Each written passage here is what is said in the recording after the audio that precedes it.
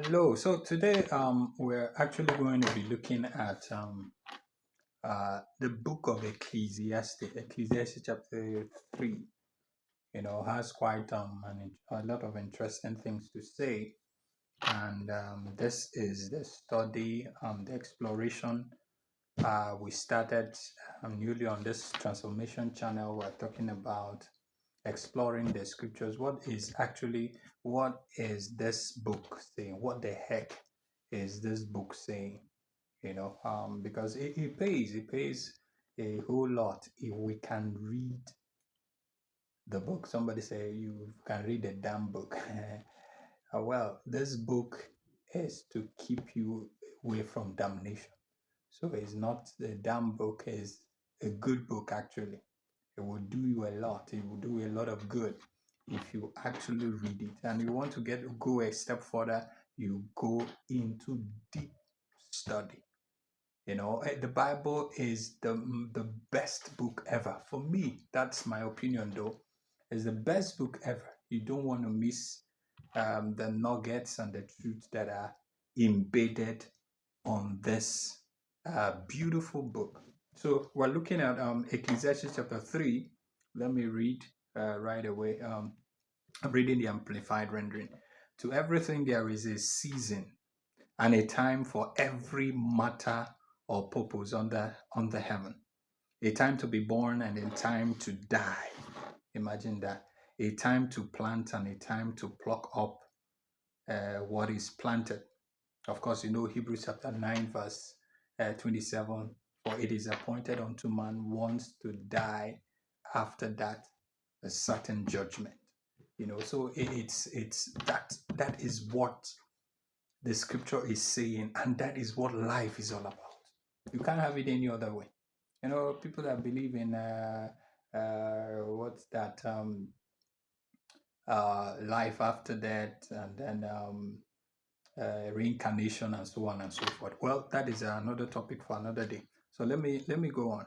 A time to kill, verse 3. A time to kill, and a time to heal. A time to break down and a time to build up. A time to weep and a time to laugh. A time to mourn and a time to dance, of course. A time to cast away stones and a time to gather stones together. A time to embrace and a time to refrain from embracing. A time to get and a time to lose. A time to keep and a time to cast away. A time to rend and a time to sow. A time to keep silent and a time to speak. A time to love and a time to hate. A time for war and a time for peace. What profit remains for the worker from his toil? I have seen the painful labor and exertion and miserable business which God has given. Imagine that, which God has given to the sons of men, with which to exercise and busy themselves. He has made everything beautiful in its time. He also has planted eternity in men's hearts and minds, a divinely implanted sense of a purpose working through the ages, which nothing under the sun but God alone can satisfy. Imagine that. Yet, so that men cannot find out what God has done from the beginning to the end. Should I continue? We're just looking at this so that I can even measure. Okay, verse 12 says, I know that there is nothing better for them than to be glad and to get and to do good as long as they live. And also that every man should eat and drink and enjoy the good of all his labor. It is the gift of God. I know that whatever God does, it endures forever. Nothing can be added to it, nor anything taken from it. And God does it so that men will reverently fear him, revere and worship him, knowing that he is, as he is in existence, of course. verse 15, that which is now, that which is now already has been, and that which is to be already has been. And God seeks that which has passed by, so that the history repeats itself. Moreover, I saw under the sun that in the place of justice there was wickedness, and that is the place of righteousness. Wickedness was there also. I said in my heart, God will judge the righteous and the wicked, for there is a time appointed for every matter and purpose and for every work. I said in my heart, regarding the subject of the sons of men, God is trying, separating and sifting them, that they may see that by themselves, under the sun, without God, they are but like beasts. For that which befalls the sons of men befalls beasts, even in the end. One thing befalls them both. As the one dies, so dies the other. Yes, they all have one breath and spirit, so that a man has no preeminence over a beast.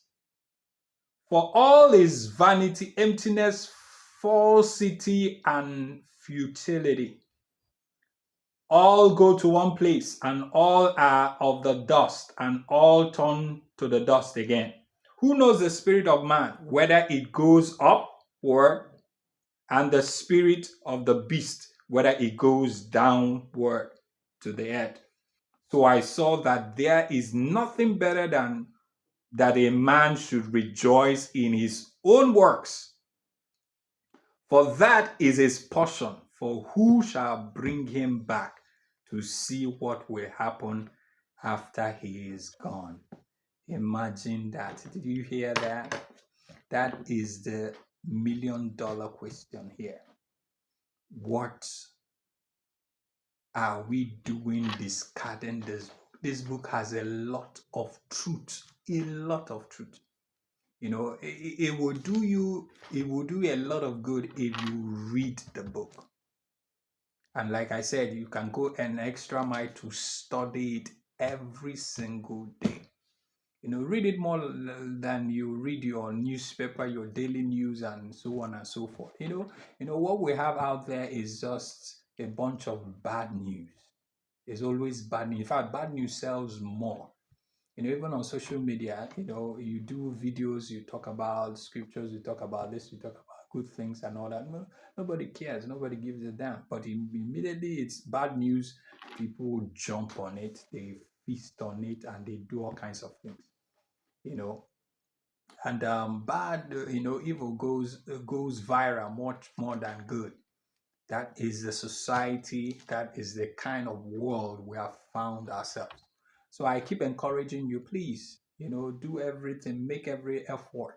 You don't need to be religious about it. You don't need to be a Christian to read the Bible. Just read the book. Read the book, it will help you. Yeah, you heard me. You don't need to be be in any group to be able to read. This Bible is available for everybody. The Hindus, the Muslims, the Christian, the Jews, all are sundry.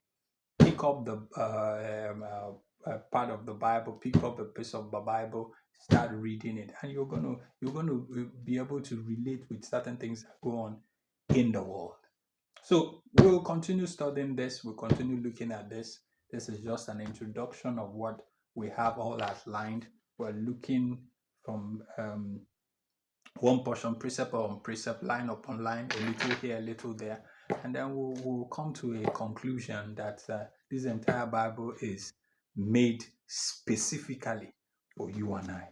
So I'll see you on the next episode, but make it a day with us. Always share our channel. Like, if you like the content, like it and then share it.